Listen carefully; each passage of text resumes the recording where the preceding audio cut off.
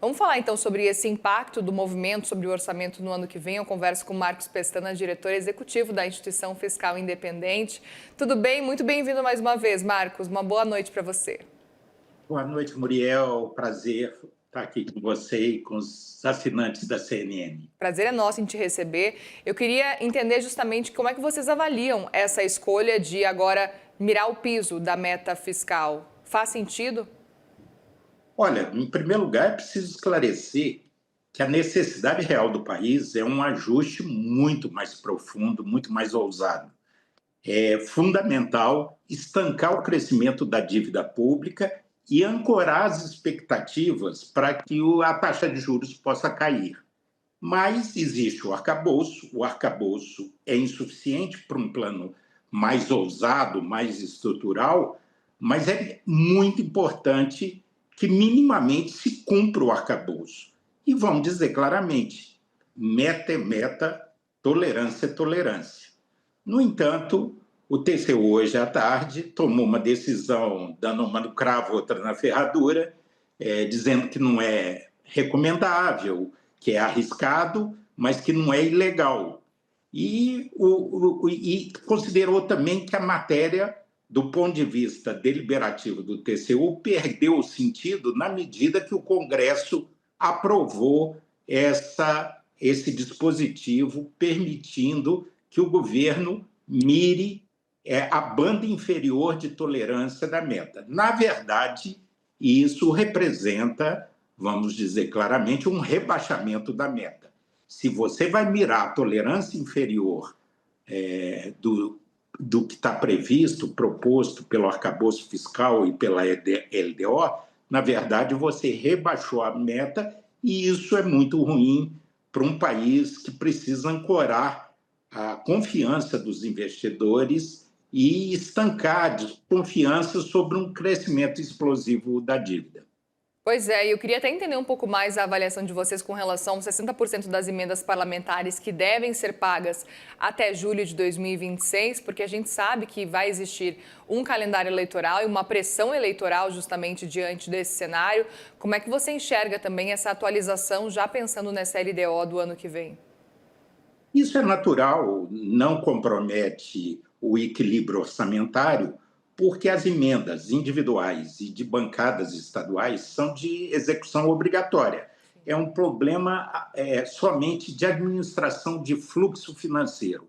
Como é o ano eleitoral, é natural que deputados e senadores queiram que a execução se dê no primeiro semestre, já que a legislação eleitoral proíbe o pagamento, a execução de transferências para municípios e entidades filantrópicas no segundo semestre. Então, isso não interfere no equilíbrio mais geral, já que esses recursos estarão lá no orçamento, e é um dispositivo que os parlamentares estão prevendo para se assegurar contra procrastinação de desembolso para municípios, estados e entidades. E aí eu até aproveito para te perguntar, Marcos, diante da meta de superávit aí de 0,25% do PIB com a banda de tolerância, vocês enxergam que é possível realmente perseguir esse caminho? Ainda faz sentido? Porque a gente tem acompanhado ao longo aí dos últimos anos essa discussão, muitas vezes aí do mercado, com o próprio ministro Haddad, de olha, não vai ser possível cumprir o que vocês estão prevendo de meta. Geralmente dá, mas é ali no susto. Como é que vocês estão esperando agora para 2026? Olha, o arcabouço, o Muriel, tem duas funções fundamentais. Uma é disciplinar o gasto e evitar que a dívida exploda. Segundo, ancorar expectativas, gerar um ambiente de confiança. Se o arcabouço deixa de fazer isso, os investidores, as agências de rating, todos aqueles que tomam decisões econômicas importantes para o futuro do país, abandonam a observância do arcabouço das metas e passam a prestar atenção na dinâmica do indicador, que é a relação dívida-PIB.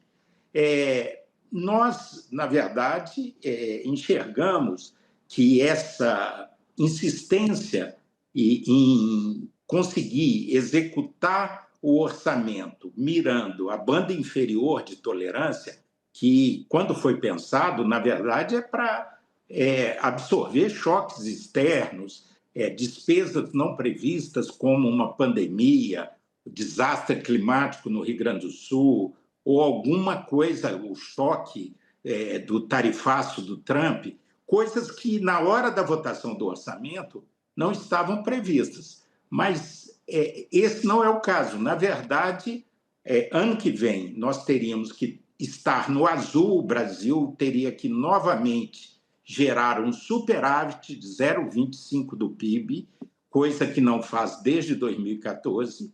Nós temos déficits acumulados desde 2014, então seria um pequeno superávit.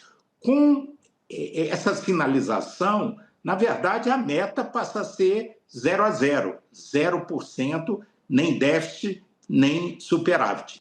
E olha que ainda há exclusões dessa meta de despesas como os precatórios, que são despesas oriundas de decisões judiciais.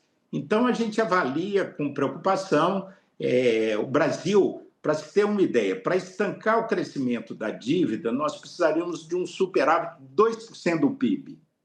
E eu creio que, para a gente plantar um outro futuro para o Brasil, nós precisamos de investimento em infraestrutura e ciência e tecnologia, ferrovias, estradas, projetos de inovação tecnológica, inteligência artificial. Nós precisávamos que o governo federal, pelo menos, investisse 6 vezes mais. E isso demandaria um rearranjo. Mas esse ajuste mais estrutural, eu creio que está endereçado para 2027. O futuro presidente, seja ele quem for, Lula, presidente Lula reeleito, ou alguém da oposição ao atual governo, fatalmente terá que repensar toda a estrutura de gastos, toda a organização do orçamento público. Bater na trave da tolerância não é um bom sinal para o mercado, para os investidores e para o futuro da economia. Mas eu creio que isso ficará postergado para depois da eleição de 2026. E eu até aproveito para te perguntar, e a gente sabe que tem muita coisa para acontecer até esse período de eleição, enfim, mas se você enxerga um movimento, independentemente de quem for eleito lá para 2027, mas um movimento e talvez um entendimento de que vai ser realmente necessário rever arcabouço fiscal ou a forma como está esse cenário. A gente viu a ministra Simone Tebet falando sobre isso, mas a gente não viu ainda especificamente, por exemplo, o ministro Haddad falando sobre esse cenário especificamente a partir de 2027, com precatórios, etc. E aí eu queria entender muito a sua percepção diante desse ano de 2027, se na sua avaliação existiria um tempo ainda, dá para enrolar até 2028, 2029, ou não? É um cenário para, assim que o governo tomar posse, o novo governo ou o antigo governo, enfim, já é um cenário que precisa ser feito desde já o primeiro momento aí de 2027? Eu costumo, Muriel, usar Guimarães Rosa para essa situação. Ele dizia que o sapo não pula por boniteza, mas por precisão. A realidade vai se impor.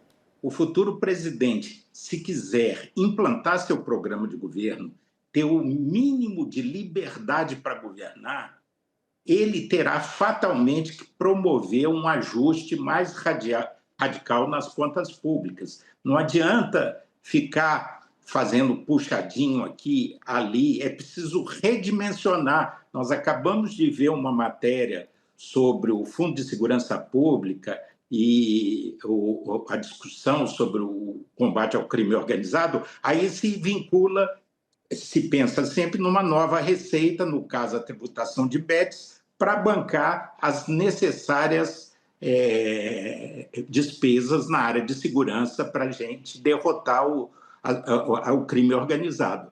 Mas não adianta ficar eternamente fazendo remendos. Nós precisamos de um plano muito mais ousado. E as despesas obrigatórias estão crescendo em ritmo muito mais veloz que as receitas.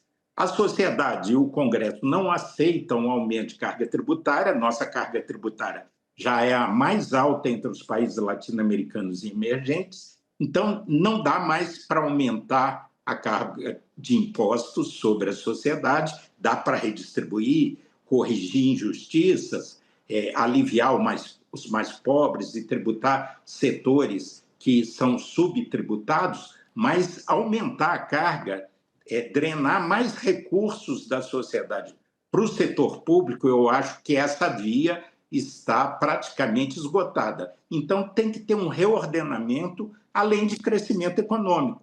Mas crescimento econômico depende, entre outras coisas, da retomada dos investimentos federais, que hoje são muito modestos para um país continental como o Brasil.